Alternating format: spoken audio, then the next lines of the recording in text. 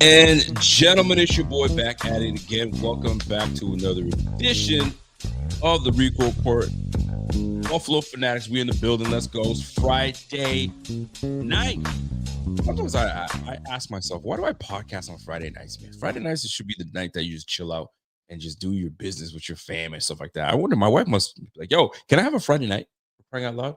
Well, the answer is no. The answer is no, because your boy got to talk some bills before we hit the weekend. So, folks, welcome to another edition. Do me a favor when you walk and chat and walk into this room, and hit your laptop, open it up, smash that like right away. Smash that like right away. We got some Bills stuff to talk about. We got a big game this weekend, and we had a big Thursday night matchups that just took place.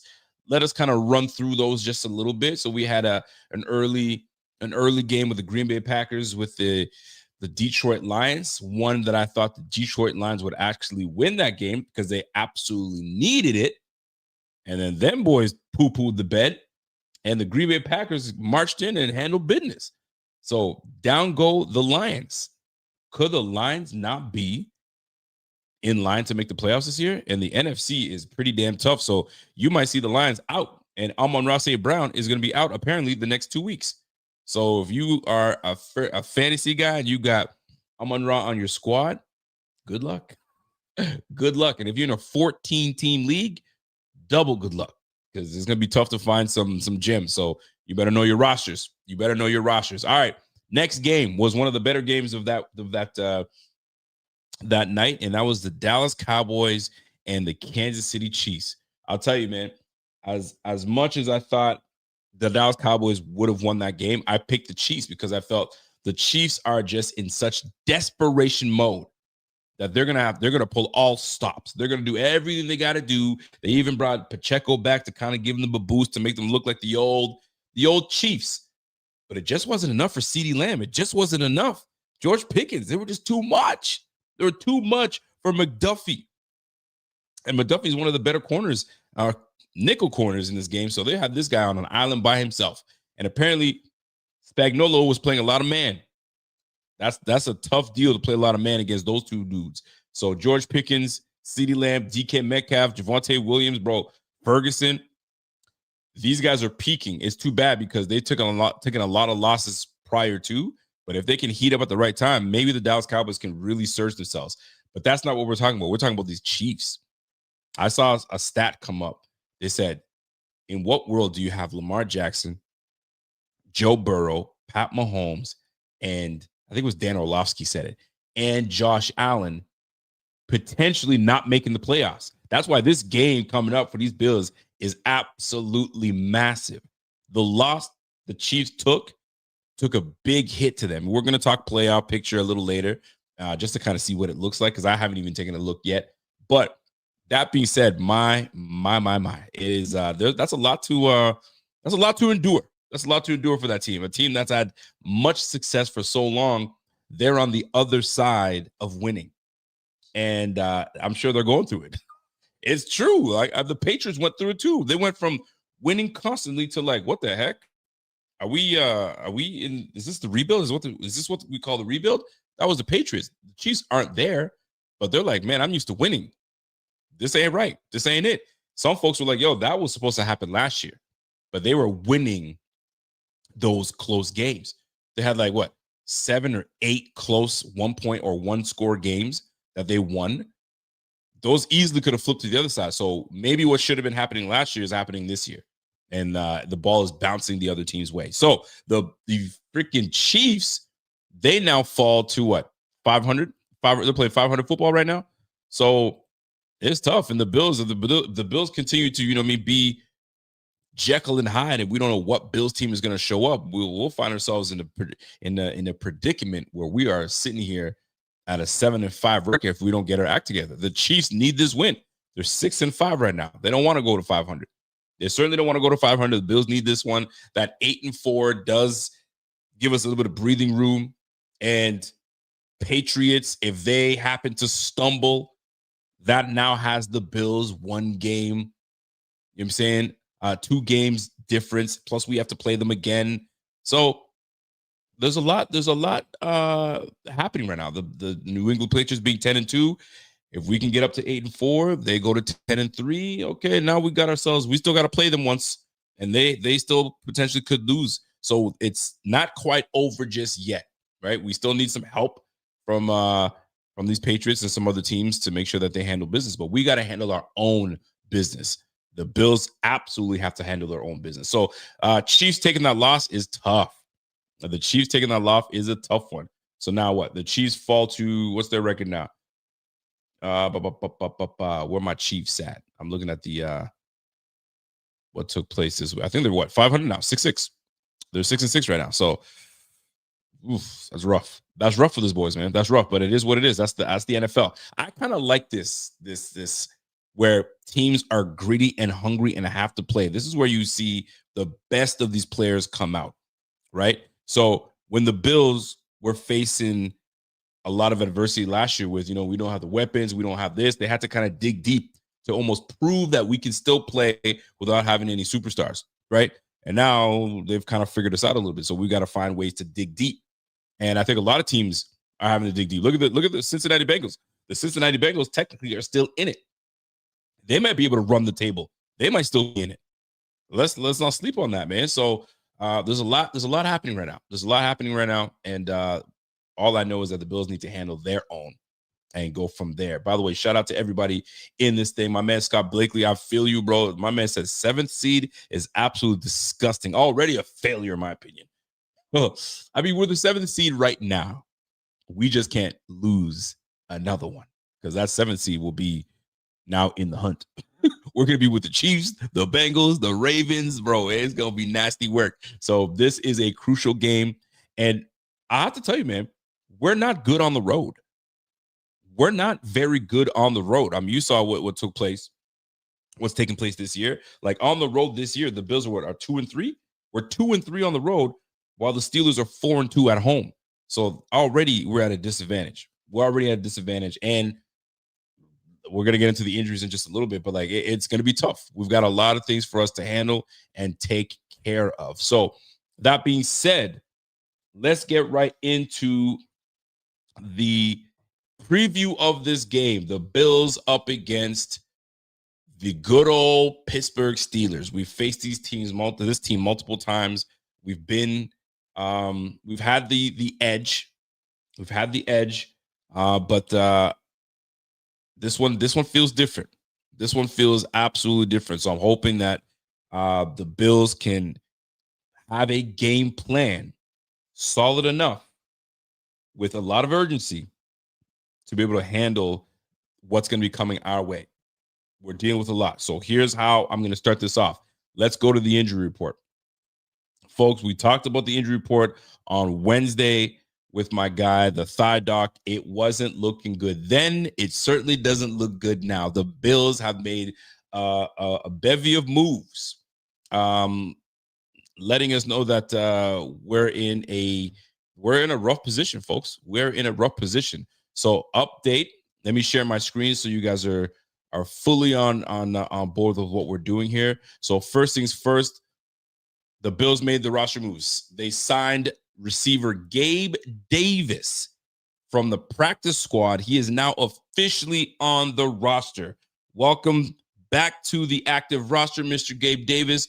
You have me in a predicament personally because now I have an open spot on my fantasy squad. I've dropped Keon Coleman.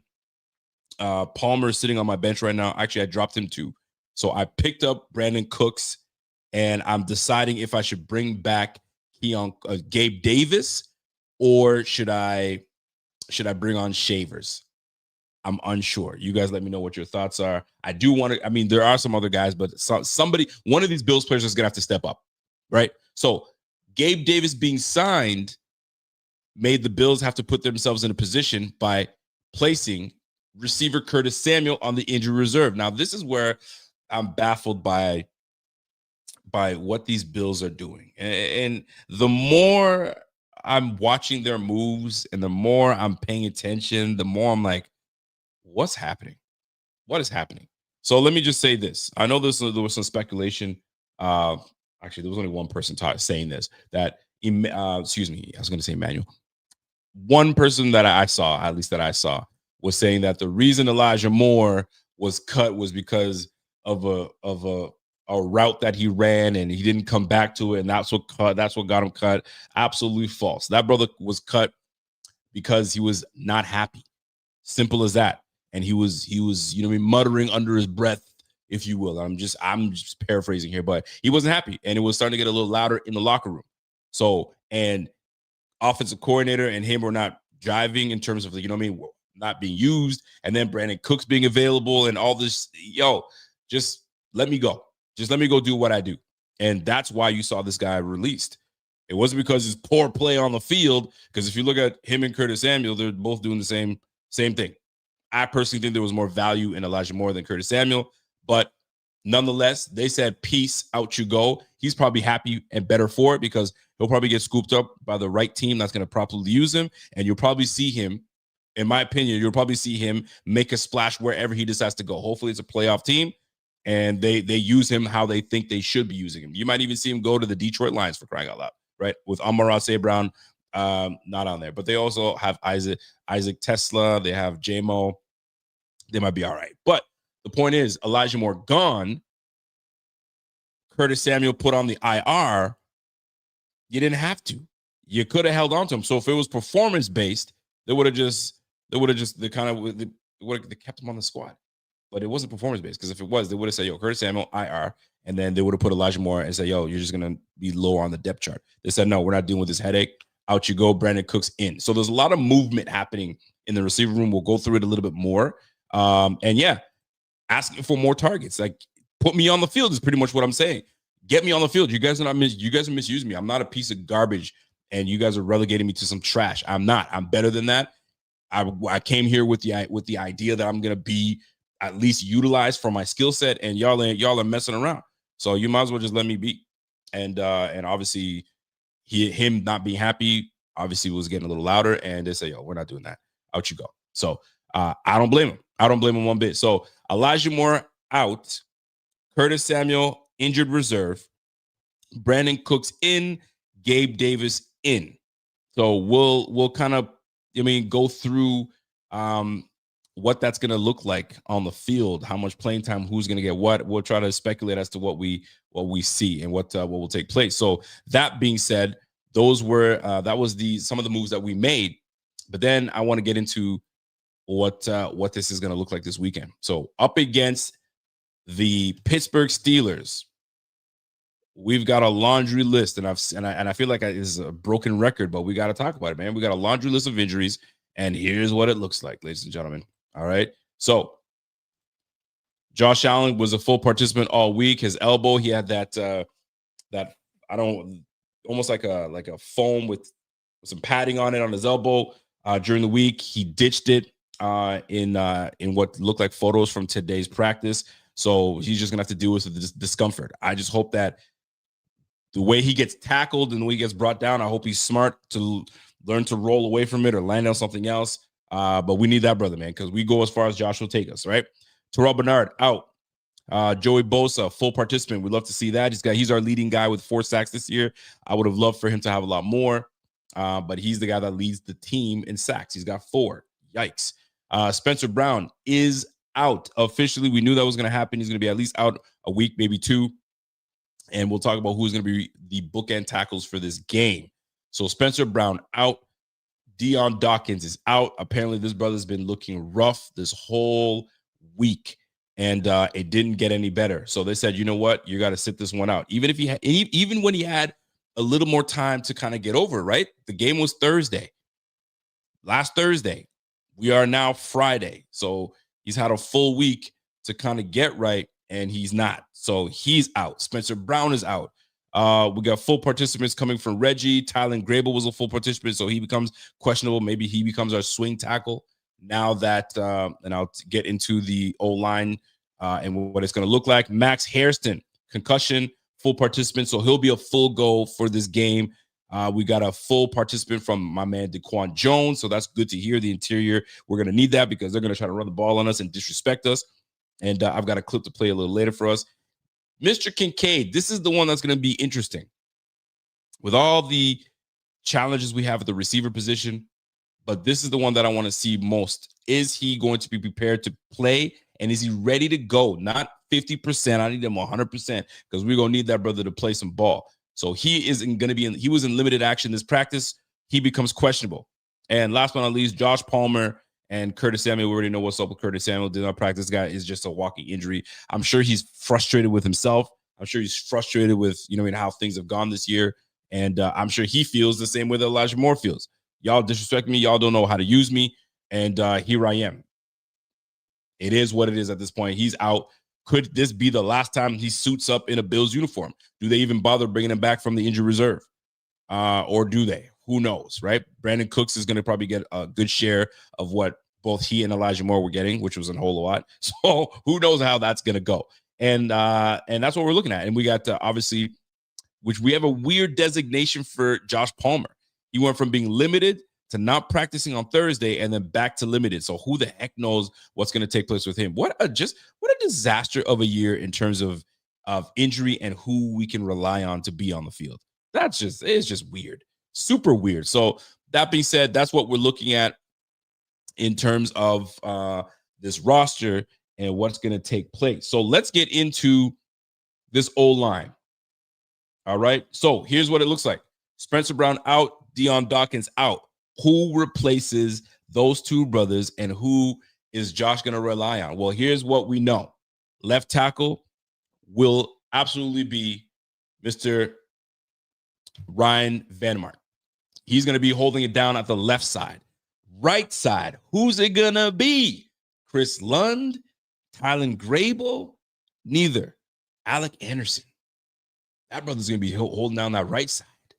Right side, left side. So you got Alec Anderson on the right tackle. You got my man Vandermark on the left. And obviously you got Saibo, Edwards, and McGovern in the middle. So that is a combo that I didn't have on my bingo card.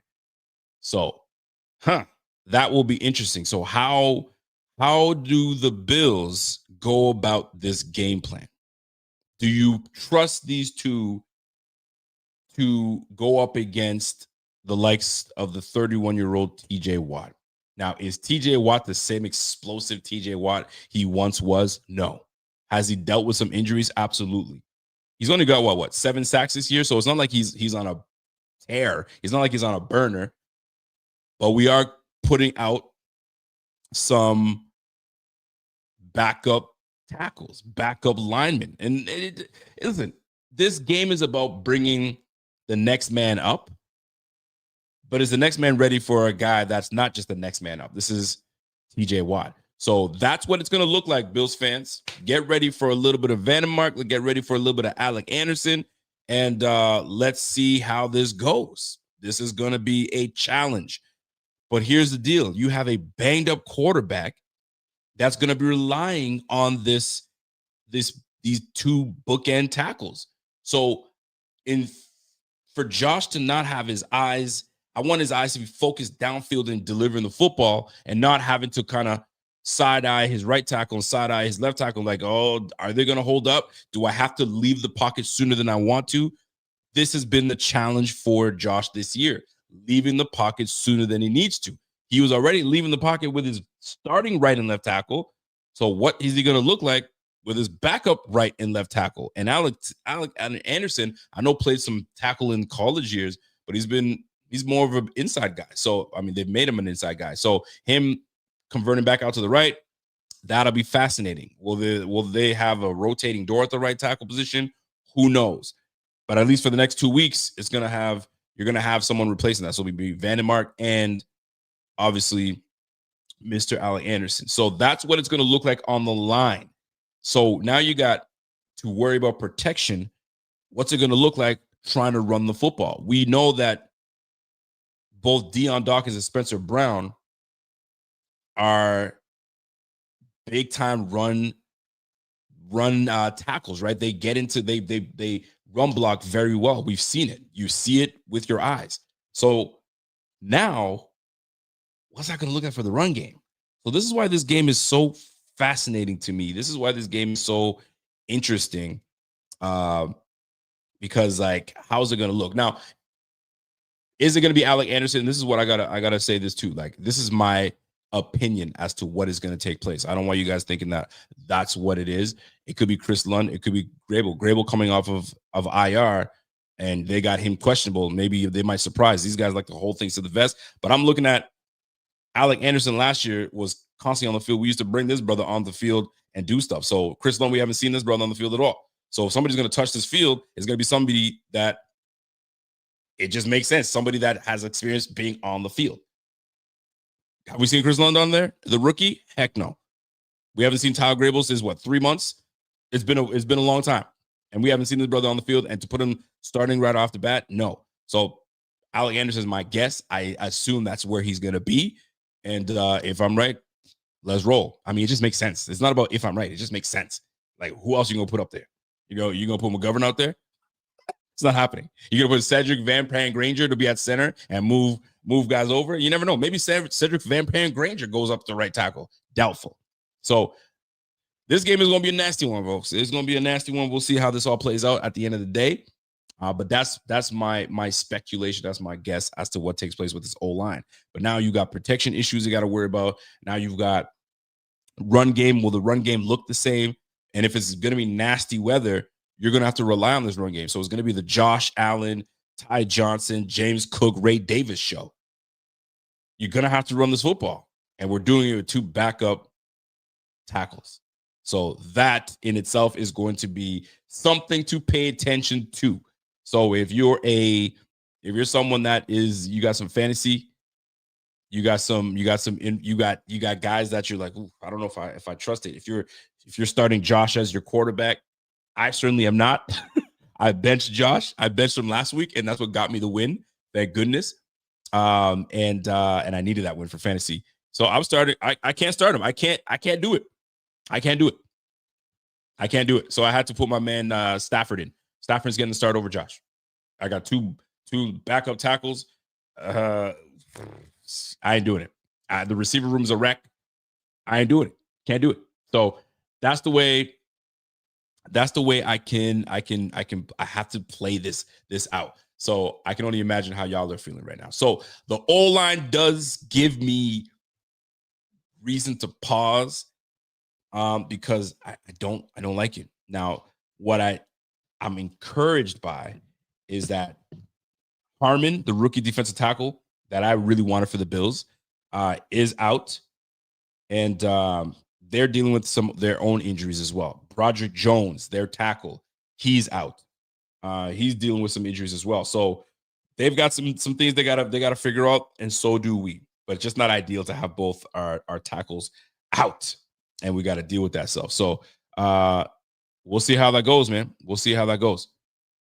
My man said, yo, you hurt yourself jumping off the wagon, Rico? I don't know if I could jump off the wagon.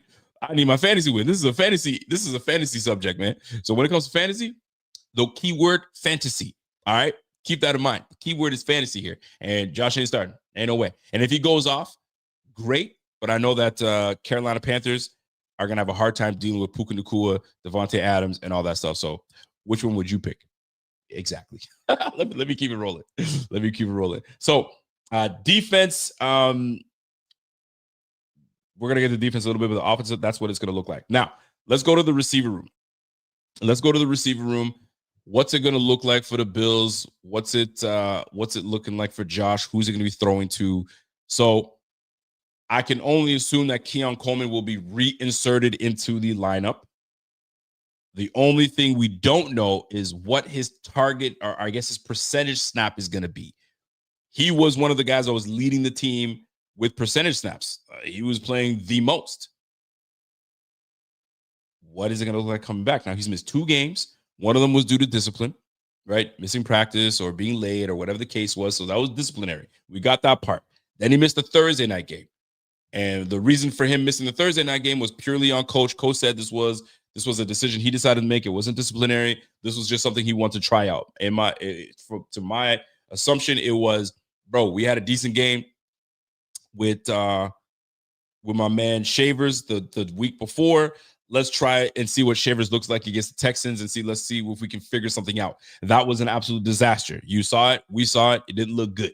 They didn't even target that brother. So Shavers was he was non-existent, right? If not for the heroics, if you will, and the extra attention to detail that Khalil Shakir put into making his moves and doing what he needs to do, that game would have looked worse. It would have looked far worse. So who knows what this receiver room is going to look like? So Keon Coleman inserted back into the lineup. I assume he will be, and I can't see why they can't, because they're not in position not to. And then how much playing time do you give him? Is he still in the doghouse? That will determine a lot. I can't imagine them just putting him in the doghouse and giving him way less snaps, and he's got to earn his way back. But maybe that's the way of looking at it. Earn your stripes back. Sure. So then you got Gabe Davis. Gabe Davis, obviously familiar with his offense, so he'll probably take on the snaps that Keon Coleman was getting. A little bit more of that. He'll bite into his share. So maybe they split the time between one another, right? So there's that. So are they both going to be on the outside? So it's going to be Gabe Davis, Keon Coleman, or does Keon Coleman fall out of favor and it's Shavers and Gabe Davis? Slot receiver, obviously you're going to have Khalil Shakir. And then this is where things get interesting. What do you do with Palmer? Is Palmer hurt? Is he playing? Is he limited?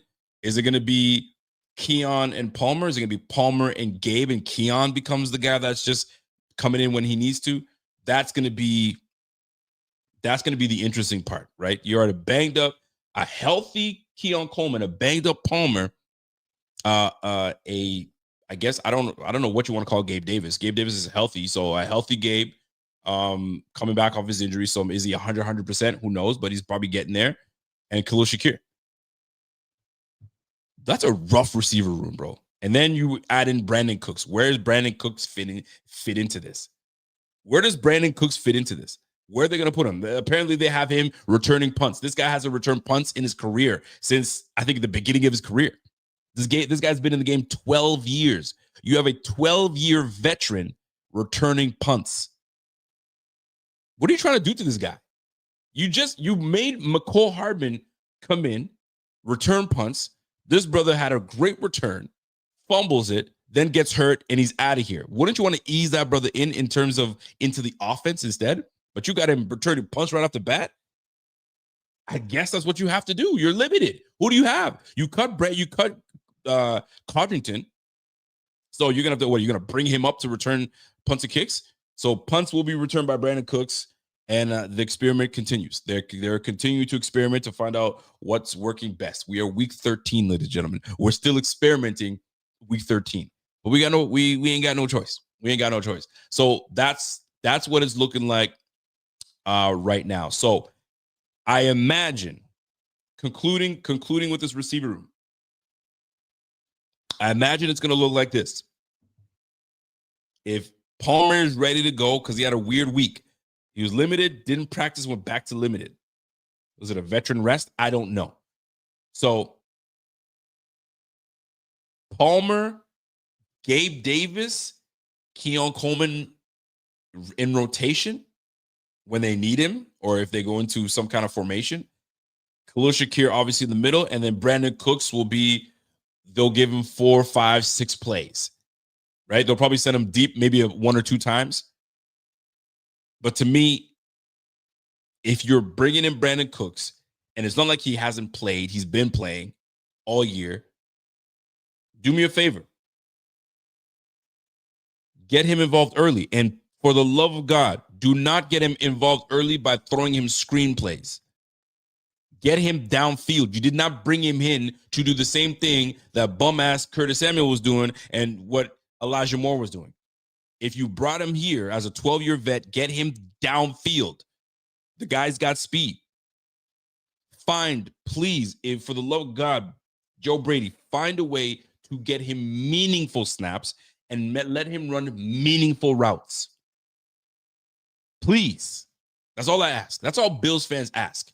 If you're going to bring this guy in, right? So where they fit him in, that'll be interesting. So let's look at the bigger picture here. The big picture in this is 2 backup tackles, a banged up quarterback, an unknown receiver if he's going to play or not in Keon Coleman, your second round draft pick, Palmer, that's somewhat banged up.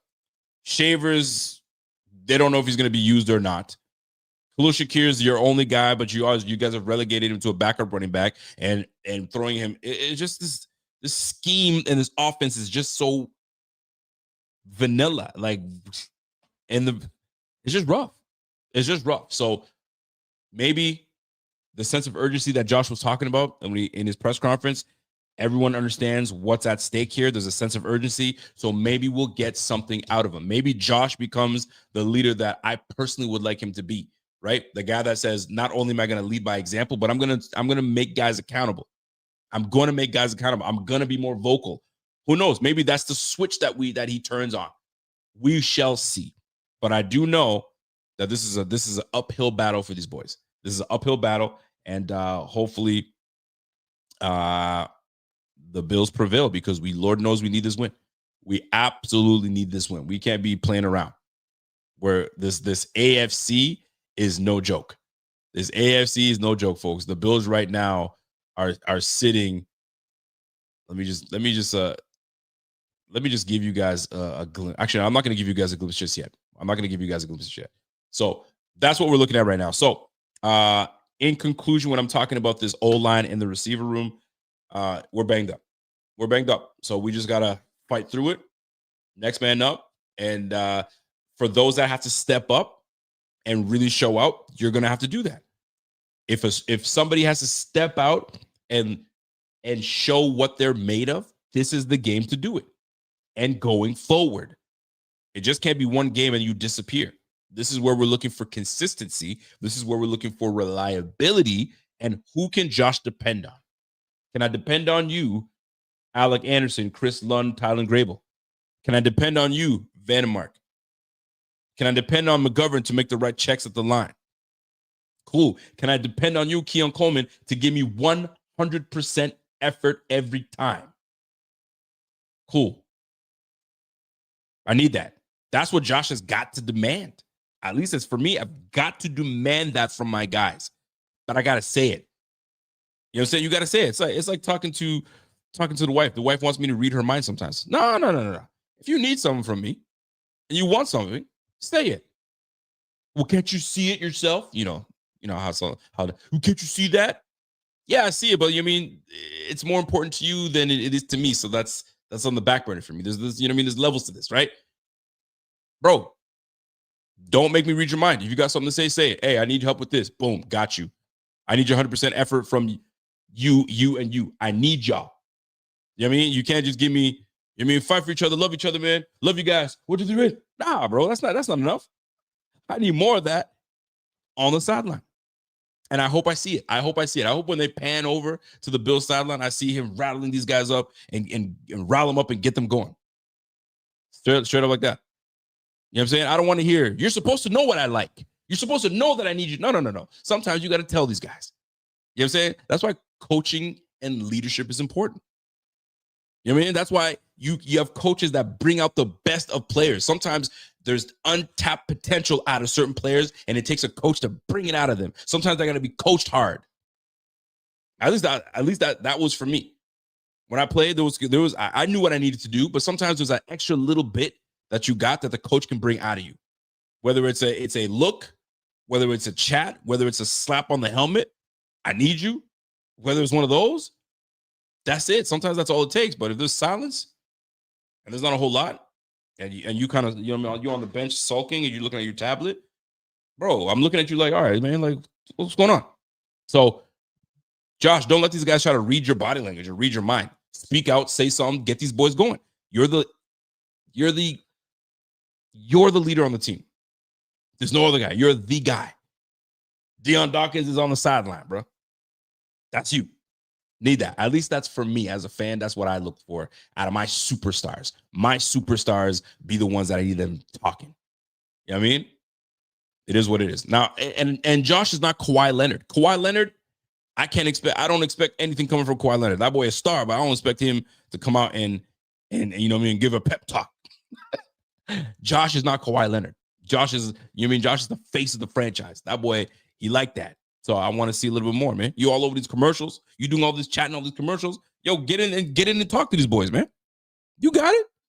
let's roll. That's the way I look at it.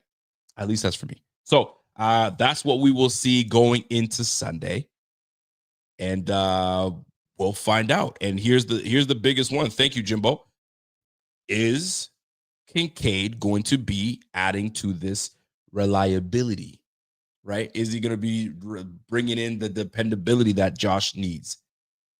That's a big one. And right now he's questionable. That's the biggest one. Do they let him rest another week, or is he a go? In my opinion, I think he will be a go, and that will certainly help Josh getting rid of the football a little faster, because I don't think there's any linebacker. I mean, I like Patrick Queen.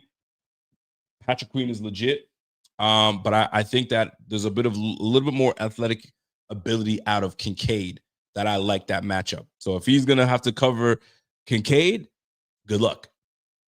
Good luck, because I'll take Kincaid's ability to get open over the athletic ability of Mr. Patrick Queen.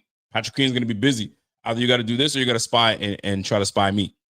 So we'll see. So Kincaid could be a huge play this week if he plays. If he's in, this gives this offense a good dynamic, right? So now it opens the things a little bit more. Maybe we get a few plays in for Palmer. Maybe we get a few plays in for Coleman, Khalil. Like, we just need everybody to get on the field, man. Like, if you want your superstar quarterback to deal, you got to be on the field to help out. So hopefully that's what we'll see this Sunday at 4 p.m. 4 o'clock game. We'll see how that goes down. All right. So let me go through my notes. So O-line we spoke on, receiver room we spoke on. If there's anything you guys want me to touch on, you guys go ahead and jump in there and let me know. All right. So what are we looking for? What do these Pittsburgh Steelers bring to the table? For the longest time, I thought Pittsburgh was coached by Coach Tomlin. Tomlin, he's been a consistent coach. He's always got his boys prepared, never a losing season, et cetera, et cetera. You know the drill, right? So what's his defense saying, right? So obviously, when you're looking at let me just open things up here. Give me uno momento, everybody. So when I go to the Pittsburgh Steelers and I'm looking at their roster and what they bring to the table and so on and so forth, and they got a good squad. Like, I'm not gonna sit here and poo-poo these boys, right? When you look at the offense side of the ball, Broderick Jones being missing their tackle, I mean, that's gonna play a part in a lot of what takes place with what we do defensively, but they still do have some boys that can play on the squad. But I'm more wondering what they have defensively and what they bring to the table. Let me just kind of look at their depth chart, because I don't know why or where I saw it, but Jalen Ramsey being on the team and Joey Porter being on the squad, their defense is not great, folks. They're not rated very high defensively. If you look at their defensive rankings, it's not very good. The Bills will have ability to move the football on these Pittsburgh Steelers. They absolutely will. And looking, did I see that Jalen Ramsey has been pushed to safety? I thought I read something like that, but I could be wrong. But who they got? They got Kyle Duggar on that squad. In that defense, they got Darius Slay. He's relegated to, I think, a little bit of nickel and some corner. I don't know if he's the one starting over Joey Porter. So I know there's been some movement. So forgive me, I'm not well versed into the Pittsburgh Steelers, but I've heard that back and forth somewhere. I don't know if you guys have heard any of that of Jalen Ramsey playing a little safety. I got to look that up a little bit more and do some homework. So pregame, we'll know a little more. But the defense is not that great. I looked at what they've been doing. Like, if you're looking at opponent, how many points they're allowing per game, they're allowing 23 points a game. So that's ranked 24 points a game. Excuse me. That's ranked 19th in the league. Yards per game, they're allowing 364 yards per game. That's ranked 28th in the league. So like they're allowing plays, man. 5.4 yards per play. That's 18th. That's in the bottom half of the league. Third down conversion rate. They're allowing teams to convert 42% of the time. That's ranked 26th in the game. Right? Fourth down conversions. They're allowing 73% conversion rate. What? Three out of 4 times I run on fourth down. I'm getting that. They're ranked 31st in the game. So defensively, they're not great. So we absolutely have a great opportunity to get our 8th win. We just can't shoot ourselves in the foot. They're pretty good defensively in the red zone. They're 12th. They're ranked 12th. And they're defending in the red zone at a 55% rate. So that, I'll give them that. They're pretty good. All right. So, I mean, but the rest, 19th, 28th ranked in the league, 26th. Bro, we have a shot with them, right? And I'm looking at this offense. So that was the Pittsburgh defense and what they've allowed. Look at the Bills. The Bills are scoring 28 points a game. That's ranked 5th. 380 yards a game. That's ranked 3rd. The Steelers are allowing 360. So that's well on par with what we're going to be doing. We've been banged up, right? 6.1 yards a pop. They're allowing 5.4. So, dude, we have ability to freaking move the football, man. Third down conversions, we're popping at a 43% rate. That's ranked 6th. We're converting on 43% of our third downs. We're converting on 50% of our fourth downs. We're ranked 15th, right in the middle of the league. 63% offense in the red zone. We're ranked 8th. They're allowing 55%. So now that's where we're going to be right in the middle. So we can go 50-50 on that one. So we'll see how that plays out. But fam, we have an opportunity as an offense, this Bills offense, to really put it on. I wouldn't say put it on, but really move the football on Pittsburgh. We do. So I wouldn't say I was stressing going into this game, but like when I look at the numbers, I'm like, nah, bro, they're all right. They're not anything crazy. So let's go to the rushing, right? The Bills rushing the football. So we're running the football 47% of the time. That ranks us at 6th in the game. Okay. When it comes to rush yards per game, we're number 2 in the league. We're running for 147 yards per game. Okay. How are the Pittsburgh Steelers defending against the run? I'm so glad you asked. Let me tell you. All right. When it comes to opponent rush yards per game, rushes per game, 4.2 per game, per pop. Okay. They're allowing 105 yards per game. They're ranked 15th, so middle of the league. All right. A whole lot of the teams are throwing more on the Pittsburgh Steelers than they're running, right? So 37% of the time teams are running on the Pittsburgh Steelers. They're ranked number 4. So not a lot of running on this team. So they're defending it decent, but they're able to throw against the Pittsburgh Steelers. So go figure. The Bills should absolutely be able to handle running the football on these boys. All right. Now, what about the Bills defending the run?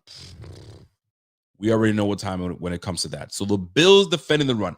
Have we improved, or are we still some bums defending the run? Well, let's talk about it. 5.3 yards a pop. Okay. We are allowing 5.3 yards a pop. That's ranked 31st. Could you imagine giving up 5 yards a run and allowing these teams to be in second and favorable? We got to be better. Okay.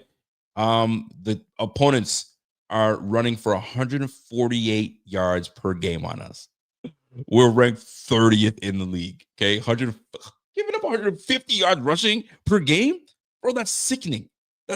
We've got to be better.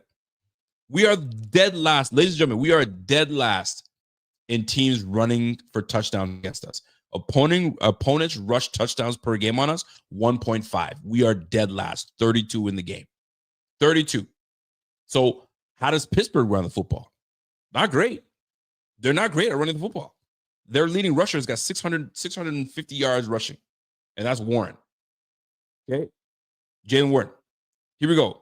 The offense running the football, they're running at a 4.0 pop per game. Okay. They are running for 97 yards per game. That's ranked 27th.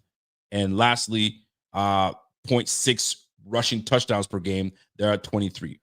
Now, I thought the same thing when we were facing the Texans. I thought, man, not the Texans, excuse me, the Bucs. The Bucs weren't great at running the football. We're about to stop these boys. We're going to do all right. We're going to do great. And obviously we won the game, but Tucker just absolutely went nuts on us. We didn't even know about Tucker. Tucker just went nuts.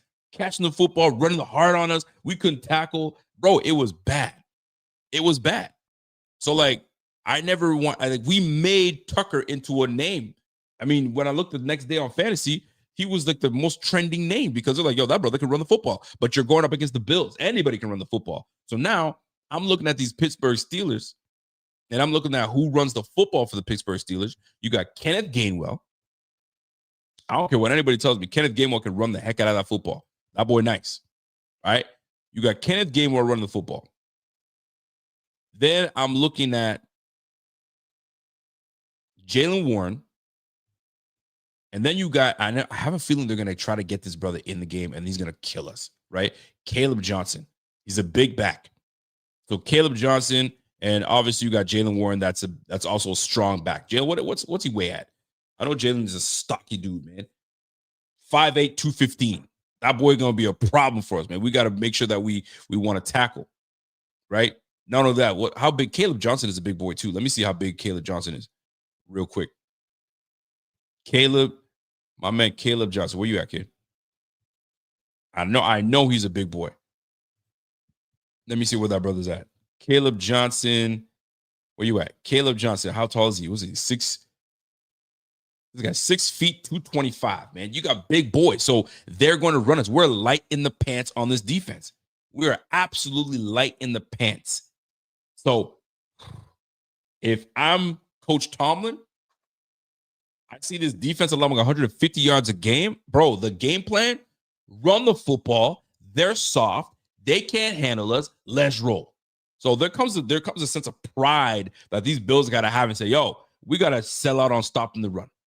Aaron Rodgers or freaking, I was going to say Ducky Hodges, but what's my boy? What's the backup quarterback out there? Either Aaron Rodgers or what's his face? Rudolph, excuse me, Mason Rudolph, they're gonna have to beat us in the air. Now they can throw the football, obviously. So take your pick, man. You gotta establish something. Establish something where at least you can be one-dimensional and stop it. So Mason Rudolph, whether he's the one that plays or whether it's Aaron Rodgers, I can't see Aaron Rodgers sitting out 2 games. He loves going up against Josh Allen. So I see him playing. But if he doesn't, I'll be shocked. I'll be surprised. But we're going to see. We're about to see. But, like, going up against these boys, man, hey, they're nothing special. And that's not to take away anything that they do, but there's nothing that's got you going, you know what I mean? Like, watch out. It's the Pittsburgh Steelers. Nah, bro. Like, they're definitely you're able to get them. They're 6-5 for a reason, folks. They're 6-5. We got to drop these boys to 6-6. All right, let me keep rolling, right? Let me go to the pass defense just to kind of give us an idea of what we're dealing with. So the Pittsburgh Steelers pass defense. I mean, they got Jalen Ramsey. They got, Darius Slay. They got Joey Porter Jr. So they got some boys out there that can cover. So let me see what we dealing with. They're passing defense. So passing defense, they're allowing teams to complete 64% of their passes, middle of the league. Okay. Allowing opponents to throw for 7.1 yards per pop. That's 17th in league. So right in the middle of the pack. Teams are passing a lot on these boys, man. 39 attempts. They're averaging 39 passing attempts. That's ranked bottom of the league. So teams are passing a lot on these guys. So whether that means something to you or not, we'll see. They're ranked bottom of the league, allowing 258 yards passing. Josh should have a wonderful day, which now makes me wonder, should I start Brandon Cooks? This might be an area to maybe discuss. All right. So ranked 32nd in the league in passing yards per game, and their teams are throwing 40 attempts per game on these guys. Bro, throw the football. Like, we should not be afraid to throw the football. Get rid of the football, get rid of it fast. Don't let TJ Watt be the guy that disrupts his team. And let's kill these boys, man. That's what we got to do. So that's them defending the run. The Bills passing the football, we haven't been the greatest as of late. So what do we look like throwing the football? Ladies and gentlemen, we're okay. We're decent. All right. So we're completing 70% of our passes. That's number 3. We're completing 8.3 yards a pop. That's number 3 in the league. So we definitely should have an advantage in that regards. We are passing the football 30 points, 30 times a game. We're pretty balanced, so I'm not too worried about that too much. We're throwing 234 yards per game. That's ranked top 10. We're 9th in the game. These guys are allowing 258 yards per game. The Bills are averaging 230. So what's another 20 yards? Yeah, we're going to get that. We definitely going to get that. Bro, we good. We should be able to get up there and handle business. Now, how are the Pittsburgh Steelers throwing the football? They got DK Metcalf out there. I mean, who catching passes out there for real? Other than DK, I'm actually legit like for real. Like who? Let me see what's going on out there with the Pittsburgh Steelers. I mean, what's Pittsburgh staying for real? Let me see who's leading their team, because I know DK Metcalf ain't doing a whole lot. I certainly know that. That's for damn sure. So let's have a quick peek to see what these boys are saying. Let's look at this. If we can get specifically to the offense, for crying out loud, give me the whole thing. All right, players' stats. All right, so running the football, obviously the guy that's getting most of the touches is Jaylen Warren. Kenneth Gainwell is the other guy. Kenneth Gainwell gives me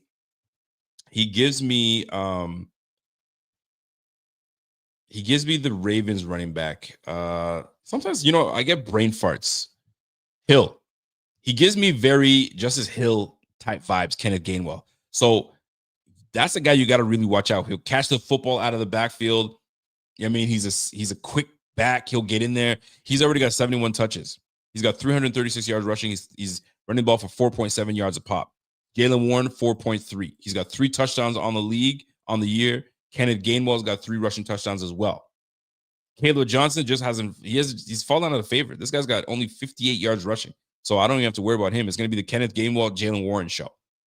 All right. But we know the Bills defense, they love to make nobodies into somebody's. So Caleb Johnson might come in and have a monster game. We just hope that doesn't happen. But what I'm worried about is who's catching passes out there. Kenneth Gainwell leads their team with 42 receptions. DK Metcalf, 42 receptions. Jonnu Smith, their tight end, and he may not even be playing. He was questionable. We'll probably see him. He's banged up. Pat Freiermuth, my gosh. If we thought we were bad for receivers, no, but for real though, DK Metcalf, 42 receptions, 5 touchdowns this year, 573 yards receiving. Kenneth Gainwell's the next guy up at 230 yards receiving. After that is Jonnu Smith. Pat Freiermuth, 298. Nah, bro. Like, this game we should handle. Now, you got to watch out for that big boy Darnell Washington, because that boy is out. He's 311 pounds at 6'5", 6'6", however big he is. We got to watch for that. Roman Wilson will get in there sometimes, and you got Ben Slorick, but I mean, I'm not worried about no Ben Slorick. Skonoric. The Bills should be able to handle this, no problem. I don't want to hear nothing about that. Hey, listen, Pat Freiermuth is a good receiver. He's a good receiver. He's a good tight end, excuse me. But, like, come on, man. I'm not disrespecting the Pittsburgh Steelers whatsoever, but, like, seeing what they have on their roster, like, it's Kenneth Gainwell, DK Metcalf, Pat Freiermuth. But you know what? They might take full advantage of that. Yo, they can't stop us. They're light in the pants. Yo, heavy 12 personnel. Let's go big. Let's go big. Let's go big on these boys. Right? They got no Terrell Bernard. He's their cover linebacker. Milano's been Let's see what we got. So we're gonna have our hands full. We're gonna have our hands full, but I mean, I don't see any names out there that's got me shook either. So I mean, shoot, we gotta handle business, baby. We gotta handle business. All right, last but not least, let's look at their. So we look at their passing offense. Let me see. Is this Pittsburgh? So Buffalo's passing offense, we know what we do. Our passing defense. This is where we do well. I have to say we're one of the best passing defenses in the game. So 51% of the time teams are throwing on us, we're ranked number 4. Teams are completing 60.93% of their passes. That's number 6. Like, we're getting guys to complete 60% of the passes, at least. That's number 6. That's pretty damn good. 6.7 yards a pop, number 8. Passing, how many times they're passing per game? 27.5 5 passing attempts per game. They're ranked number 1. We're allowing only 168 yards per game in the passing game. That's number 1 in the league, pass defense. See, here's the thing. If we know this team, we know that teams don't really have to throw on us because they're running on us. So the statistics are somewhat skewed, if you will. So I'm not really buying all of that, but I'll buy into it a little bit too, because it's still pretty tough throwing the football on us, because we have a great defensive mind in McDermott. This guy just knows how to coach these DBs up. And we do pretty decent. We have these moments where we allow these big plays, but most of the damage being done against this team is in the run. We give up too many big splashy games with the run. So there comes a time where we just got to step in and handle ourselves and handle business. So that's the way I'm looking at this game. So overall, am I worried about the Pittsburgh Steelers? Absolutely not. Can the Bills go on the road and absolutely get this game? Yes, absolutely. We certainly can. Like, if we keep the main thing, keep Josh Allen clean, give him his time, and receivers, do your job. Do your 1/6. Okay? Do your 1/6. And that's the 6 of y'all in the receiver room. Do your 1/6, bro. Your job is to get separation, get open, and give Josh that target. He wants nothing more than to deliver the football to you, so you do what you do. Whether it be Gabe Davis that shines, or it's Shavers that shines. This team, they're so hard to gauge. It's really tough, man. So this is where Josh comes in. The leader of this team comes in and says, I need y'all to step up so we can handle business. Let's get on a run. All right. So what does it look like for the Bills? Let's go have a look-see the playoff picture on what it looks like for these Buffalo Bills and the playoff picture. What's it look like right now? What's it going to look like if we lose? These are all things that we want to pay attention to. So do I want to do the ESPN one? Let me do the NFL.com one first, because I'm on NFL.com. So let me show you what it looks like when it comes to the playoff picture. Let me share my screen for y'all, so you are in the loop as to what I'm doing. And let's keep it rolling. So, ladies and gentlemen, playoff picture as of right this second. What's it look like? The gross Patriots are sitting real pretty right now. Let me see if I can zoom that in for y'all. Yeah, you like that? Let me zoom that in for you guys. All right. Patriots, number 1. They're dealing with the number 1 seed, and rightfully so, bro. They're sitting at 10-2, just looking pretty right now. But they face a New York Giants team that does have a decent defense. So if they can give the Patriots an upset loss, it could really kind of keep things in perspective for the Bills. All right, here we go. So playoff probability, obviously, they're at a 99% chance they're gonna make the playoffs. So we don't have to worry about too much. Broncos are sitting at a 9-2, first in the AFC West. Go figure, right? The Colts, 8-3 in the AFC South, but Anthony Richardson is very close to being inserted into that lineup, and then things could just go off the rails because Daniel Jones is sitting there with a damn broken leg. I saw this guy it almost scared me. I thought it was Josh limping. I thought, number 17, what the hell? In a red jersey? What? I was like, okay, that's Daniel Jones.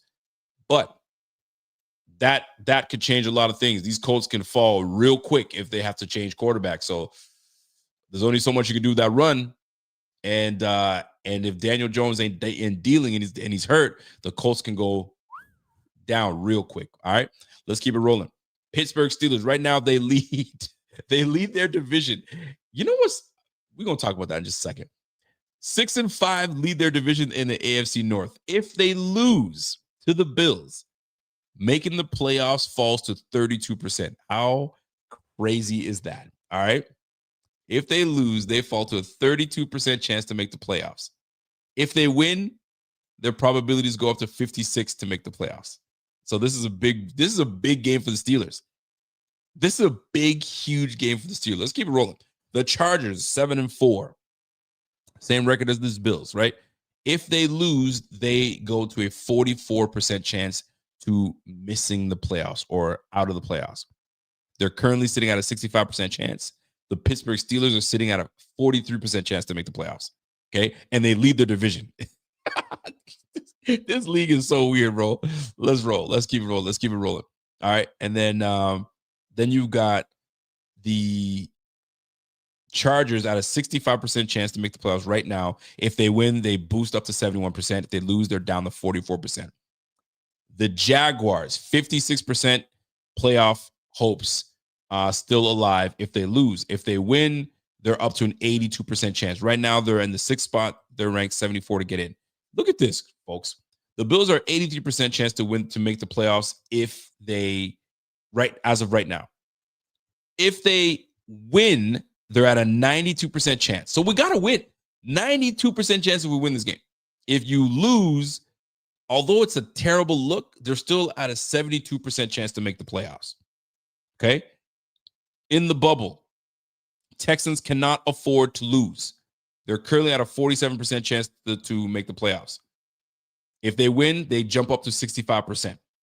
So the Texans are very much in the thick of things. The Chiefs, they just dropped to 38% to make the playoffs. The Ravens, they still have an opportunity at a 6-6. They're at 61% chance to make the playoffs. That's where they currently sit right now. Currently, the Chiefs, you're out of the playoffs. You ain't making the playoffs, bro. You're out. The Dolphins, they got a 2% chance. They're still in it. They're still fighting. The Dolphins are still fighting. And the Bengals are still at a 2% chance. Here's the crazy part. If the Bengals win out, they're only two wins away from being in the thick of things. So the Bengals are very much still in this. I know this is 2%, but they could be in this. Look at the Browns. The Browns, I mean, they're done. They ain't doing nothing. But you just never know with that AFC North. If they win out, which I highly doubt they're going to do, Shador gets a spark and he starts playing like a damn good quarterback with that defense, maybe, just maybe they spark it. But like that would be a shame because let's just say the Browns go on a win streak and they just skyrocket. They just start winning. You can't give Stefanski the credit for that because you knew better, but you put Dylan Gabriel, which just buried your team. Obviously, Dylan Gabriel started after Joe Flacco was traded, but Joe Flacco didn't look good. The Dylan Gabriel didn't look good. I feel bad for the guy. You know what I'm saying? He just got drafted into a wrong situation. But if Shador, you know what I'm saying, finds a way to start being a game manager and just letting the defense do what they do, and he doesn't turn the ball over, and he actually gives this Browns team an opportunity, could they? You just never know, people. You just never know. So that's what the playoffs currently look like right now. Golly, the Titans are 1-10. Yikes. So that's what it looks like right now for these boys. All right. So Ravens 61%. And away we go. So what would it look like? What are the tiebreakers? Obviously, us beating the Chiefs matters a lot, and the Chiefs losing to the Chargers, that was huge. So that played a big part in all the things that went down. So that's what it looks like for the AFC. Okay. The AFC playoff picture, that's what it looks like, ladies and gentlemen. I hope you guys enjoyed that.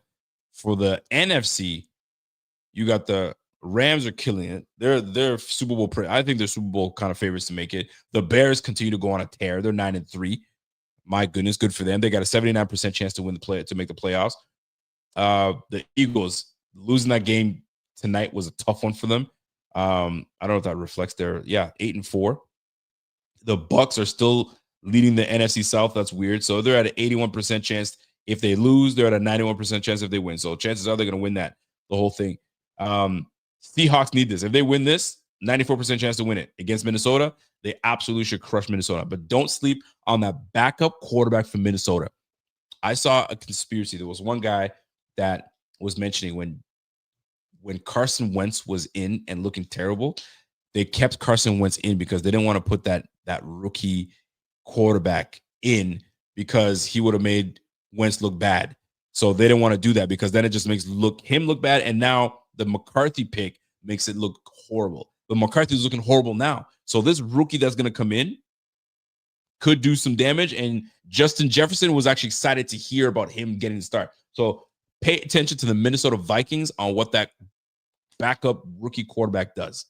I don't know his name, but you'll see who you'll find out how it looks. It's either going to go really well for the Vikings or absolutely horrible. We'll see. All right, Packers 91%, 49ers 90% to me. The 49ers look good right now. If they lose 71%, they're looking good. The Lions, that loss was big.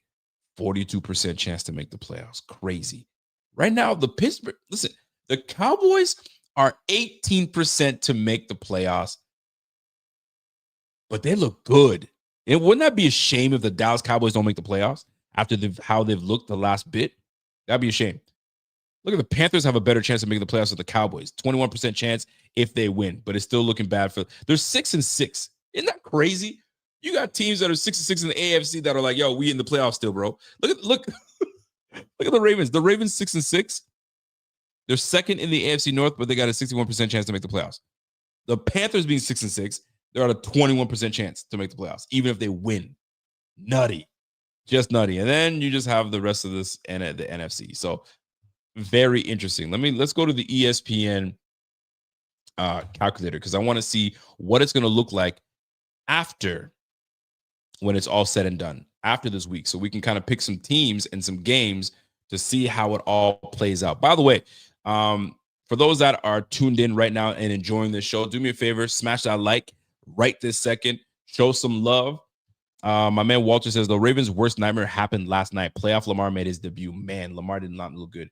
Something on Twitter had me absolutely dying. They had Lamar Jackson's face merged in with JJ McCarthy in that locker room bit when he was like, oh my God.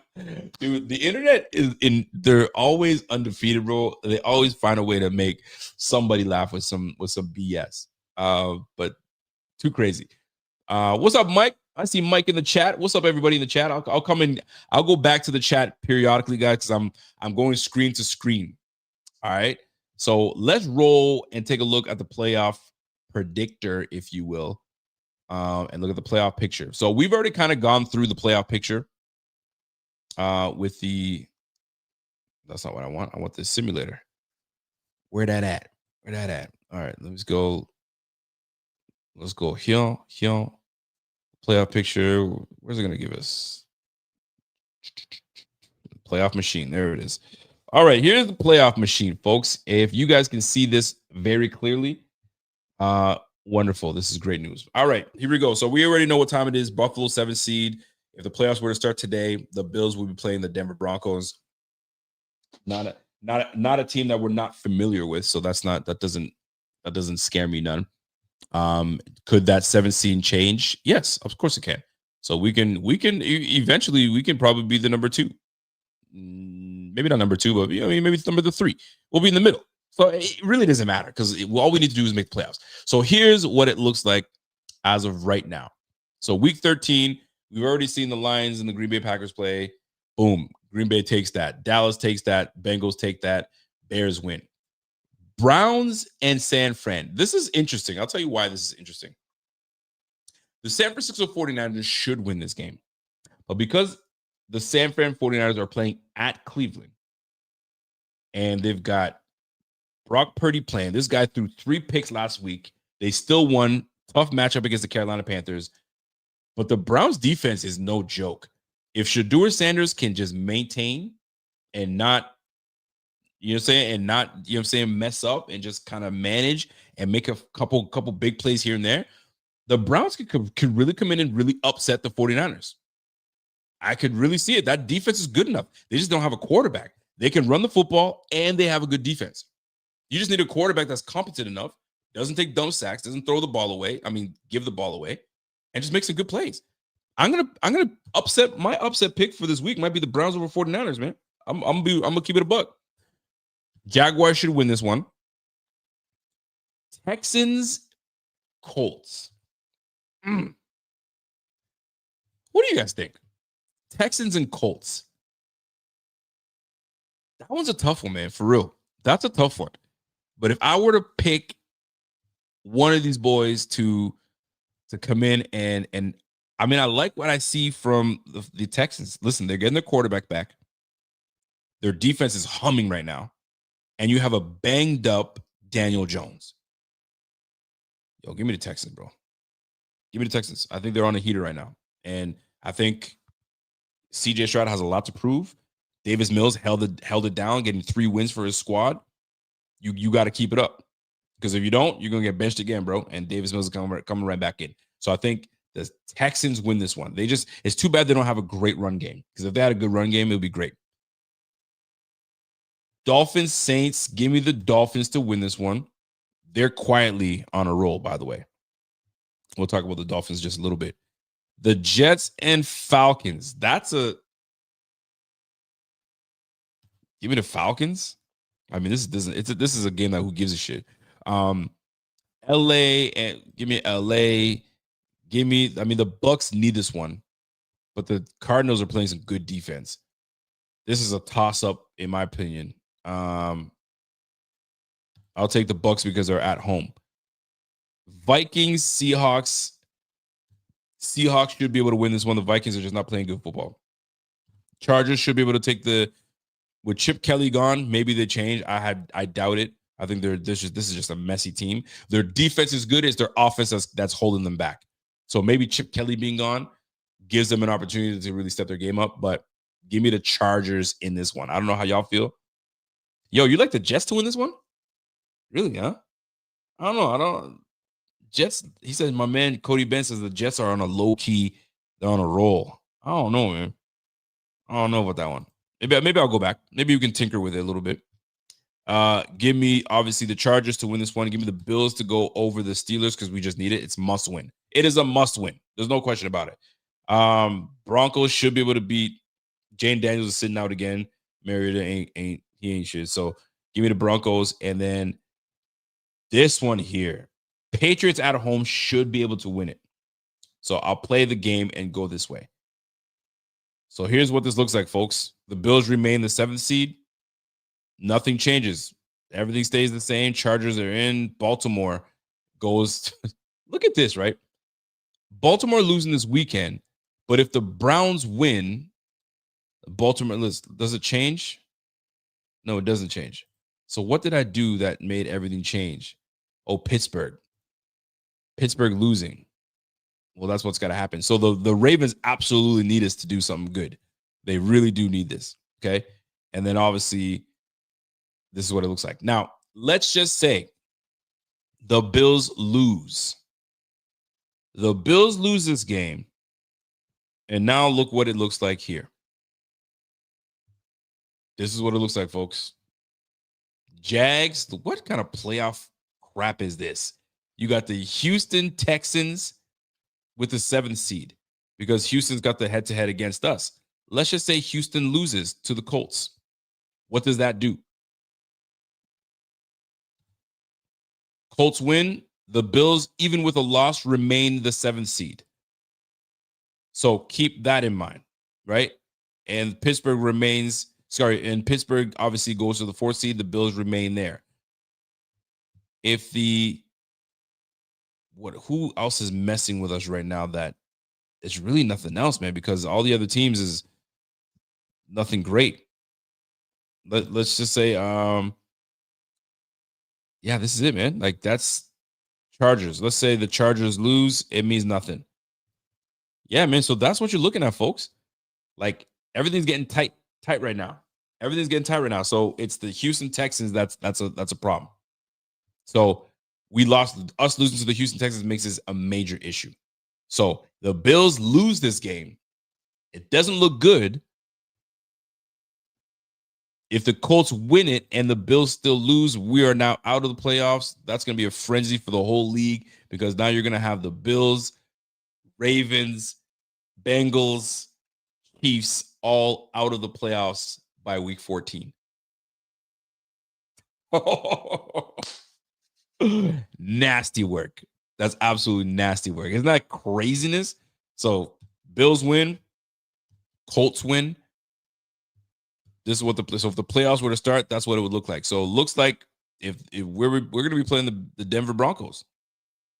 We're going to be playing the Denver Broncos And I'm sure they're going to want to repay us that visit because that one play by Ty Johnson on the side, down by the end zone, big, huge play by Ty, big, huge play by Josh, big throw by Josh. Bro, the Broncos are waiting for us. They're waiting for us. They're like, yo, payback is a B. Let's roll. We'll see. So that's what the playoff picture looks like, folks. How do y'all feel about that one? Oh, you said the Jags. Let's go back. Let's go take a look here.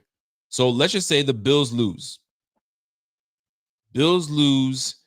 Jaguars lose. Highly doubtful, but they're Jekyll and Hyde. Bills are still in. Bills win. Jaguars lose. The Bills move up to the 6th seed. And then we end up playing the Colts. And here's the thing, what we have to just get behind, okay? It doesn't matter who the heck the Bills play in the playoffs. The Denver Broncos can run the football. The Indianapolis Colts can run the football. The Baltimore Ravens can run the football. The Los Angeles Chargers can run the football. The Bills can run the football, okay? The Denver Broncos can play run defense. The Colts are doing pretty damn decent at stopping the run as well. Baltimore Raven, we already know what time it is with Baltimore Raven. They can stop the run. These boys as well. These boys cannot. So something's got to give. Something's got to give. So here's what it looks like, folks. Bills win. Jaguars lose. We take the 6th. Jaguars win. Bills win. We remain in the 7th. And Baltimore is sitting there pretty at the 4th spot. Let's just say the Giants come in and upset the Patriots, which I could totally see happening. Okay. This is what it looks like with the Bills and the Patriots if the playoffs were to start today. I will take those odds. I'll take those odds. I'll take those odds all day. I will. I truly will. We got to look at it that way. So interesting. All right. I love that exercise. I embrace it when you see those things. You start looking at the scenarios. I don't want to jump to next week, but we'll go week to week, and we'll see how these all play out. Questions, concerns. Obviously, this is your time to hit me up. Get it cracking. What are your thoughts on these Bills? Do we feel good about this game? Are we iffy? I'll tell you right now, when it comes to this game, like I've had pretty good intuition on how I feel about certain games, and there's games I just don't know. The Texans game, that was one of them. I was like, I don't know. Part of me was like, I don't like it because we just naturally don't do well against the Texans. But I was like, there's a chance that we could do all right with it. So it'll be tough, but I think the Bills do prevail. I think we do handle business on the road. This allows us to be 3-3 on the road. A conference win is a huge one. We can't afford any conference losses, but here we are. But I am concerned, though. I do have my concerns. How will the Bills deal with the absence of Deion Dawkins and Spencer Brown? How will the tackles handle the pressure coming from the Pittsburgh Steelers, knowing that we've got 2 backups playing? But sometimes this could be a blessing in disguise, where these guys actually step up. Fresh young legs, they come in and handle business, and they don't give it rat's ass, and they handle what they're supposed to handle. And Josh delivers dime after dime after dime. Maybe it's an absolute blessing that Brandon Cooks comes in, separates, puts a little bit of fear in the defense, and allows guys to work on the underneath. And these are all ifs. These are all wants. These are all wishes. It all has to come down and handle it. My man said, yo, that's a spirit, Rico. Yo, dude, I'm trying, bro. I'm trying to find the bright spot. But I'll say this. If somebody was going to step up in this game and really show what needs to happen, it's got to be the run game. Where if it's nasty weather or not, if it's raining or not, it's got to be James Cook, Ty Johnson, Josh Allen, Ray Davis. This is going to be who can, A, run the football, establish themselves in the trenches, and who doesn't give the football away. You just can't give it away. Josh has turned the ball over 3 straight games. 3 straight games with a pick. Can't win that way. You can't win that way. You cannot win games turning the ball over. Can't do it. So that's gotta change. And we've got to establish ourselves stopping the run. And as of right now, it doesn't look like we're a team that stops the run. We just don't care. We don't have it. So it was interesting because one of the guys that wasn't supposed to be a household name in Buffalo, let alone in this Buffalo defense, had something to say regarding this Bills and their ability to impose their will stopping the football, stopping the run. So here's a clip coming from Shaq Thompson, one of the Bills linebackers, talking about a mindset on the importance of stopping the run. And if you have to get to this point and you're the only guy that feels this way and you now have to make it public, no, we got a problem, man. We got a problem. We got an issue with the mentality of this team. And thank goodness we have a guy like Shaq Thompson that truly believes that this is how you set the tone. You got to think of a running back as somebody trying to break into your house, right? An intruder, right? Like, you're not going to let an intruder get in your house. I don't care what angle he comes out, if he pulls any type of trick plays or anything like that. Like, I'm not going to let no intruder in my house. So that's a mindset when you want to protect your house. And I feel like that's the same thing with football. Like, we got to have that mindset. Like, we're not going to let nobody come run on this defense from here on out, right? And that's my message to, I mean, that's our message throughout the year. But my message to the defense now is we're not going to let nobody run through this defense no more. You got to think of a running back as somebody trying to break into your house, right? We're not going to let anybody run. We're not going to let everybody. That's the mindset. Listen to what he said right here. Is we're not going to let nobody run through this defense no more. We're not going to let anybody run through this defense no more. So I've said this before. I'm going to say it again. If these boys can come together, do a team meeting or a defense, whatever. It looks like the defense is a lot more cohesive with one another than the offense is. That's just my thing. My man said, yo, he just yapping, bro.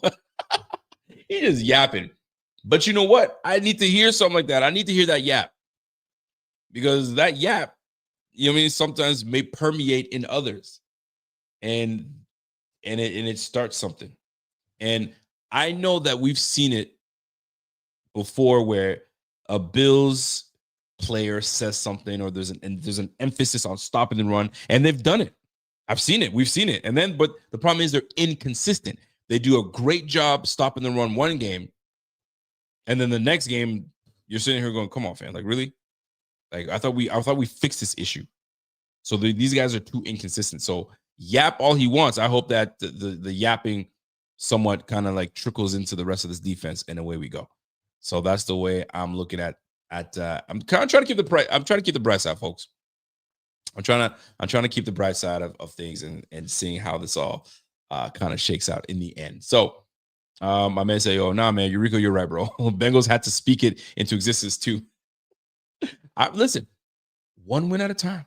One win at a time. One way to do it. I mean, the Bengals came in and they handle business, but it takes someone to have juice. Joe Burrow coming back gave him some juice. Jamar Chase is an absolute, that dude is amazing. Jamar Chase is freaking amazing, bro. I can't hold y'all, man. That dude is just the best receiver in the game. There's no one better than this guy. This guy's the number one receiver in the game. It's not even close. It don't matter who's throwing him the football, bro. He deals. He does what he needs to do. That's crazy. Let's do some sleeper picks. You guys already know what time it is, man. And then we're gonna do our pickups. We haven't done pickups in a long time, so I need y'all to help me through this. So we had the Thursday night. We had some Thursday night matchups. I got to tell you, I was close, but again, no cigar, bro. I'm not cut out for this, man. I'm not cut out for this. Pickens is nice, but I don't think he's the number one receiver in the game. Jamar Chase is by far number one. By far number one. My man Mike says, "Yo, Rico, there are a lot of pretenders Bills podcast this time of year, but yours is still the best." Man, I appreciate that, man. There's a lot of good Bills podcasts out there. There's a lot of good ones. There's a lot of new ones that have just starting, so they're still trying to even get their feet wet. But we've been doing this since 2013. So like we got a little something behind us a little bit. I mean, I love for us to be, you know what I'm saying, a lot bigger than we are. And I think we're pretty good, but at least we stay authentic. That's the one thing that I want to do. Keep it a buck, not getting into this, you know what I mean? I'm not really big on X and O's guy. Could I get into it? Yeah, but I'm more like I like to I like to pod. You know what I'm saying? I'm not an analytics guy. Neither is my man Bot. We're not like that. You know what I'm saying? We talk with, we're more emotions. We talk with emotions. We talk with some obviously trending things that are going on in the league, but we've been doing this a long time. So for you guys that have been tuning in with us for a long time, we appreciate you. We really do. But there's a lot of good podcasts out there. And there's some guys that are like, they're just getting started. And then there's pods that just shouldn't be podcasts. You know, I mean, I gotta keep it a buck. Like you listen to it and you're like, nah, I'm good. And you keep it pushing. I just hope that there's not everybody that feels that way about us. All right, so let's take a look real quick, folks, and let me show y'all what I've been working with the picks that I made for Thursday's matchups. Bear with me as I share my screen, and then we'll get it cracking. All right, here we are. Let me switch my thing up real quick, just so you guys see it. So if you guys have not been able to obviously jump in and get your $20 deposit, shame on you. You guys should do it. We're giving it to you. Jump all over it. I mean, why not? I like stuff that is free, don't you? And no deposit needed. $20 right there, bro. Free. Right up your crawl space, bro. That's right for you. So if you have not, go ahead and jump on that. Obviously, you got to get a 100% match up to $100 using that code BF25. So what did your boy do? Well, let me show you what took place. All right. So I looked at Thursday's games and I was like, who's gonna give me what? Who's gonna do what? Oh, let me roll that over here just so we have an idea of what we're standing here. So I had Dak Prescott going for 1.5 pass touchdowns against Kansas City. Guess what, ladies and gentlemen? Dak Prescott went for 2 touchdown passes. I'll take it. I had Javonte Williams going for anytime touchdown. Guess what, folks? Javonte Williams had 1 receiving touchdown. I was like, okay, we're in the money. We're doing all right. Keep going, boy. And then the Philly game. Boy. You know, Philly is that is a Philly. If you want to talk about a confusing team, it's Philadelphia. Sometimes Philadelphia be looking like a team, man. I don't want to mess with that team. And then they're a team that they're just all right. It really is that part. So it's interesting. But if you look at what I decided to do here, hang with me. I had Saquon Barkley anytime touchdown. How does Saquon Barkley not get in the end zone? But he hasn't been the Saquon Barkley we had last year. That's why I felt like he should have went for that 2,000. Go for the record. He didn't want to go for the record. Go for the freaking record because you don't know how it's going to be every year. But anyway, it is what it is. Anytime touchdown, this brother didn't even get in the end zone. I was absolutely mad. I failed on that one. I said he was going to get there. Then I was like, Jalen Hurts, he's been inconsistent. He'll throw for 213, below 213. What does he do? He throws for 231 yards. Ticket gone. I cannot get these there. Bro, I'm getting there where I'm going to hit all. But right now, I'm not doing great, guys. I'm not doing great. So that being said, there are my picks. What are your picks going to be looking like this weekend? What's it going to be looking like this weekend? Y'all let me know. I'm interested. It's always fun to do these things when it's for fun, right? Not when you're giving up everything and things are looking rough. So you don't want to do that, folks. You want to do everything responsibly and roll from there. So that being said, let's get back to business. How are you guys picking this slate of games? Let's go and have a look-see and look at the schedule and help me pick the remainder of these games. So right now, obviously, the games that are going to be showing up on Sunday, here they are. You guys let me know. Type in your responses in the chat and let's get it cracking. All right. First things first, let me zoom this in so we can see what we're looking at. If you guys can see that, no problem. Let me know. Let me put that in there. Boom. Okay, you guys can see that nice and clear. All right. Cleveland, San Fran. All right. Cleveland is at home. The line right now is San Francisco 4.5. But this is in Cleveland, outdoors. What say you, chat? Are you in on Cleveland or are you in on San Fran? My man 99 says, give me San Fran for the win. Give me San Fran for the win. I don't know, man. I think that's my upset of the week. My upset of the week is Cleveland over 49ers. Shedeur Sanders, I didn't think he had an amazing game either, to be honest with you. I thought he looked pedestrian, to be fair. But he made good decisions. And he gave you something that made you get excited to say, okay, I'd like to see more of this, right? Kind of like when Josh Allen came in. When Josh Allen came into the league, you knew he looked rough. But there were moments where you're like, yo, I like this guy, man. This guy's going to give us something. He's going to give us something. So that's the way I feel about Shedeur. But he's nowhere near what Josh Allen was. But he kind of gives you that something where you're like, yo, I want to see more. So give me Cleveland, bro. I like Cleveland. Give me Cleveland, bro. It's going to be a snowstorm in Cleveland? Shit, give me Cleveland. Cleveland for the upset. Cleveland for the upset for me. All right, let's keep rolling. I got Tennessee, Jacksonville. I don't know, man. I don't know about that quarterback in Tennessee. Cam Ward, I don't know about him. Is it the weapons that he has? I mean, it's his rookie year. He says the right things, but they're at 1-10. Like, that's sad. As a Tennessee fan, how do you watch that? I got my boys that do podcasting for they do content creation, Tennessee Titans Weekly. Them boys, I love those boys, man. And that's tough to do content creation for your team that just can't win. And they've been like this the last 3 years. That's rough, man. So give me Jacksonville. I like Jacksonville. Take that. Trevor Lawrence is just going to be too much for these guys. And they're running the football well, and they're playing good defense. So give me Trevor Lawrence and these boys to take over the Tennessee Titans. That's just rough. All right, New Orleans and Miami. Miami is favored 5.5. I actually like this line. Give me Miami over New Orleans. Miami's on a tear. Miami's on a tear right now, folks. If you blink, they'll be right in there. And this is what bugs Kevin. Kevin's like, I just want my team to suck. Stop winning. Just suck. Stop getting middle of the pack, having 8 wins, 7 wins, and picking middle of the pack. Just suck already so we can actually have an early pick. They just can't do it. They don't know how to do it. And that's why it pisses Kevin off so much. So give me Miami. Miami's going to win this one. I think that's a no-brainer. I don't. And then Kamara, I think, is hurt. He's nursing an injury.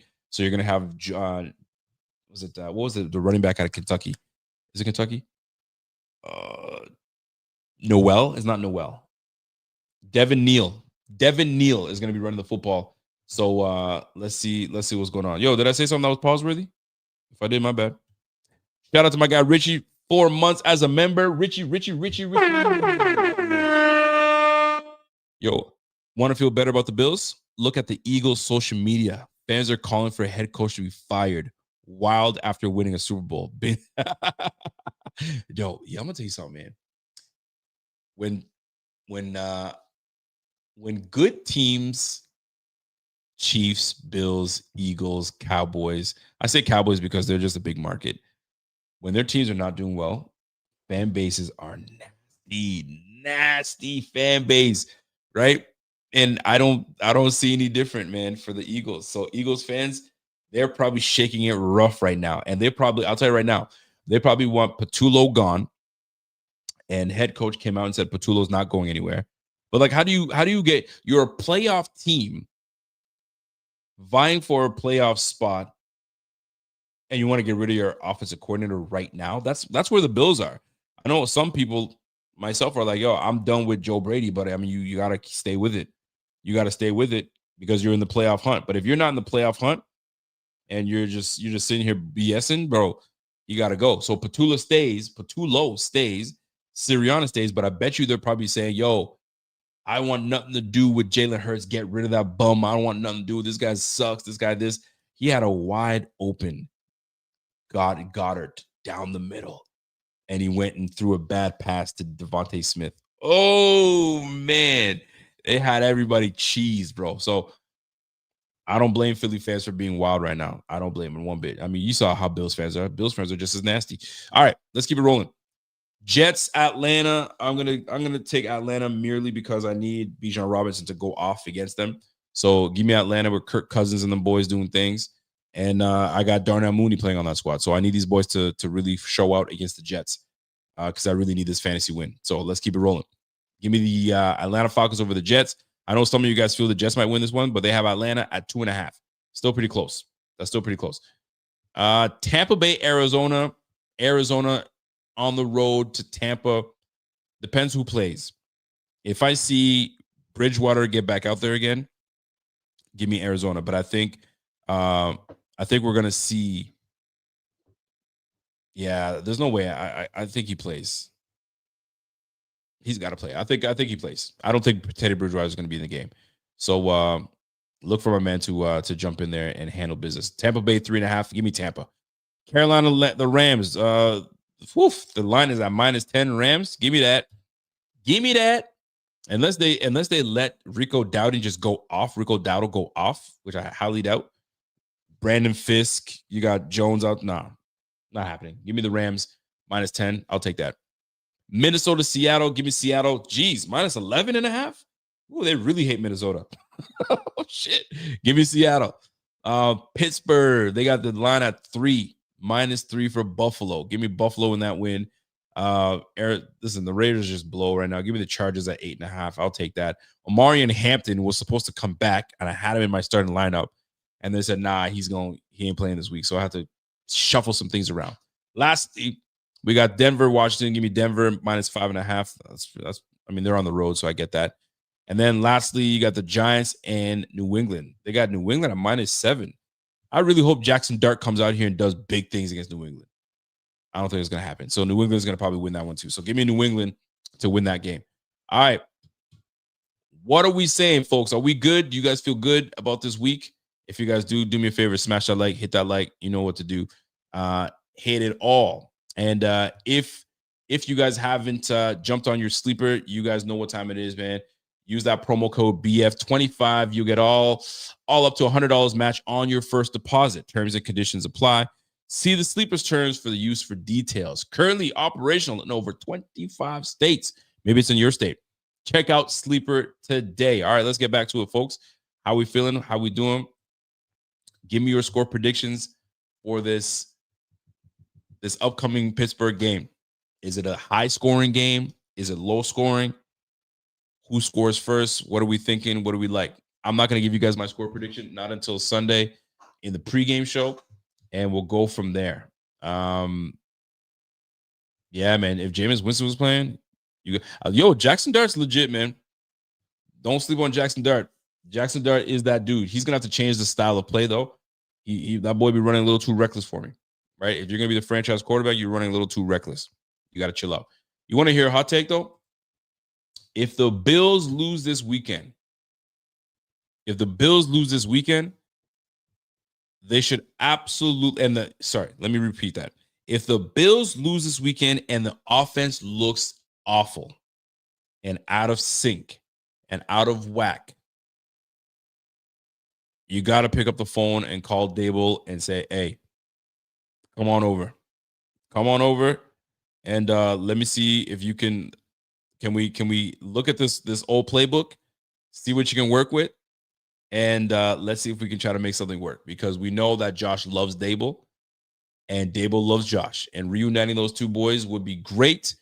But I'm going to tell you right now, Joe Brady better come with it, man. He better come with it, because he has nobody in his corner right now. No, anybody messing with that dude. You know what I'm saying? That I believe we have some disgruntled receivers in the receiver room, and that's just my opinion, because you can't be happy with the way the players are being called. And playing with Josh Allen is one thing. That's great.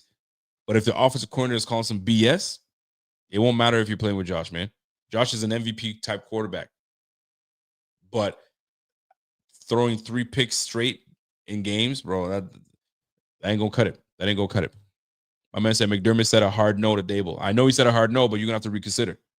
If this offense looks like doo-doo again, and Buddy starts looking cute again, How do you not now reconsider? So anyway, we'll see how it all shakes out. So if you guys enjoyed this stream and you guys love these type of streams on these Friday nights, do me a favor, smash that like. My man Z-Bot is handling, you know what I'm saying? He's got daddy duties, man. So we already knew this. So keep in mind, I know some folks will be asking, yo, where my man Bot at? Yo, he's on daddy duty, man. He's just got a newborn. He's got to find his routine. He doesn't know his routine yet. So he's looking for his routine on where he can fit in. So once he finds his routine, then we'll see my man back at it. All right, folks, that's it for me. You guys have a good one. You guys enjoy the rest of your weekend, and we will see you back at it again on Sunday for pregame. Then we'll see you on the postgame. Hopefully, we're doing a lot of this in the postgame. But if we're not, you're going to have some angry Bills fans, and we do not want Bills fans. Silver lining, if the Bills lose and Jaguars win, and obviously Pittsburgh getting their win, the Bills still have a 71% chance to make the playoffs. So we just can't lose anymore. If we're going to lose, let's lose, maybe to the Eagles or something. We just can't lose to a conference division, a conference foe, a conference opponent. So win or lose is still not drastic for us, but it is. We need a win, because if we can still fight for that division and we can get that head-to-head, we can tie that head-to-head with the Patriots, and they take a couple L's. I mean, hold on. Let me see what the Patriots are saying. Just a real quick. The Patriots, their next few opponents are, you got the Giants, then they got right after. So if the Giants can come in and upset them, and the Bills come in and get them a win, and then they got the Ravens right after. So these 3 games could be something. And then they got the Jets. I'm not saying the Jets ain't shit, but I mean, division games. They got 2 back-to-back division games. Who knows how that plays out? And the Dolphins, if the Dolphins continue to be on a heater, maybe the Dolphins just have something for them. You just never know. I know I'm reaching, but it's just fun to reach. So Giants, Bills, Ravens. Just imagine the Giants come in and upset them. The Bills come in and tie that. So that they're 10-2. Now they're 10-4. The Bills go 8-4 against the Steelers, and then go 9-4 against the Patriots. Okay. And then the Patriots have the Ravens right after the Bills. The Bills, on the other hand, if they obviously beat the Steelers, they go 8-4. They beat the Bengals, they go 9-4. Then they got the Patriots. So we can rip off some wins, man. We can get up to 8 with the Steelers, 9 with the Bengals, and they get the 10th win with the Patriots. And the Patriots right now, being 10-2 right now, I mean, I'm stretching right now, but you know what I mean? It's good to just play this game. The Patriots right now will go Monday night, the Jets. Then the Bills at, what are they, 12-14? Okay, so they got a bye in between. That's a late bye. Holy. So they got a bye, and then they play the Bills. So they're going to be waiting for us on a bye. So that's going to be tough for the Bills to play too. Oof, it's going to be tough. So I'm going to leave it at that. All right, folks, you guys have been fantastic. Thank you guys for your time. Thank you guys for your patience. Thank you for rocking with us and rocking with me. And we will see you back on Sunday. Sunday, God willing, Sunday. You never know. You never promise tomorrow. So we'll see you Sunday. And we'll see if these Bills can get this 8th win. All right. You guys have yourself a fantastic weekend. And we'll catch you guys back on Sunday. And you guys have been fantastic. Let me give you guys a round of applause. You guys have been great. Awesome. And have yourself a great one. Flip.